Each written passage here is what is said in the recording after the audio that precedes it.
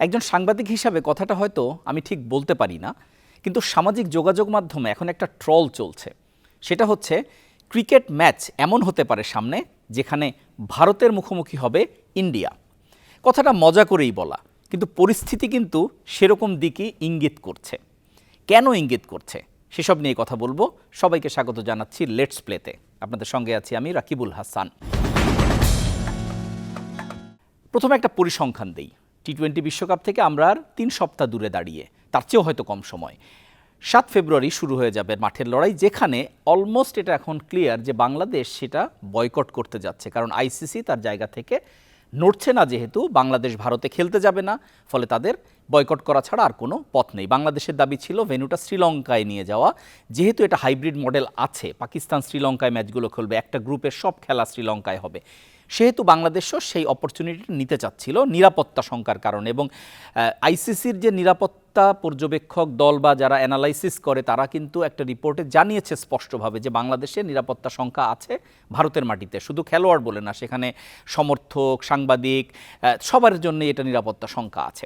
এখন এরকম একটা জায়গায় বাংলাদেশ যখন এমন একটা অবস্থা নিতে যাচ্ছে, তখন অবশ্যই সেটা বিশ্বকাপের জন্য একটা কলঙ্ক হয়ে থাকবে, যেহেতু একটা দল যদি বয়কট করে। কিন্তু ভারত নিজেই আরও বড় ক্রাইসিসের জন্ম দিয়েছে। তারা তাদের যে এখন যে ভিসা নীতি, যেটা পেহেলগাম অ্যাটাকের পরে তারা একটা ভিসা নীতি করেছে, যেখানে ভারতের আসতে গেলে পাকিস্তানি বংশোদ্ভূত কাউকে ভিসা দেয়া হচ্ছে না, এবং যদি দেয়াও হয় সেটা অনেক লম্বা সময় নিয়ে অ্যানালাইসিস করে তারপরে দেয়া হচ্ছে।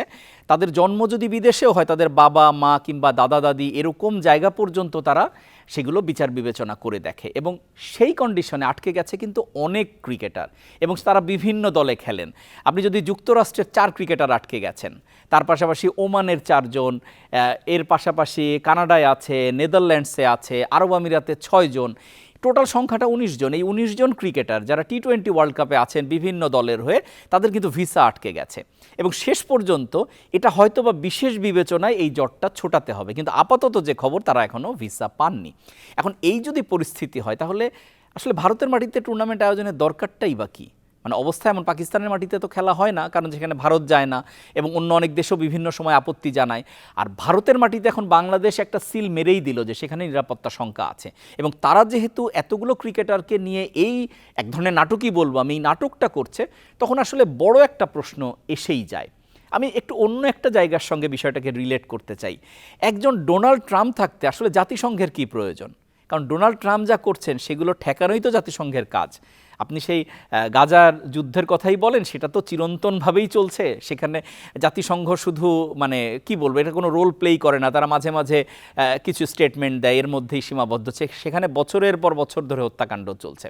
তার পাশাপাশি ভেনেজুয়েলার প্রধান রাষ্ট্রপতিকে তুলে নিয়ে আসেন তার নিজের দেশে ডোনাল্ড ট্রাম্প, এবং নিজেকে ভারপ্রাপ্ত রাষ্ট্রপতি হিসাবে ভেনেজুয়েলার ঘোষণা করেন। কি অদ্ভুত ব্যাপার! একটা স্বাধীন দেশের রাষ্ট্রপতিকে নিয়ে আসলেন এবং নিজেকে সেখানকার রাষ্ট্রপতি, ভারপ্রাপ্ত রাষ্ট্রপতি হিসাবে দাবি করলেন। কি অবিশ্বাস্য এক ব্যাপার!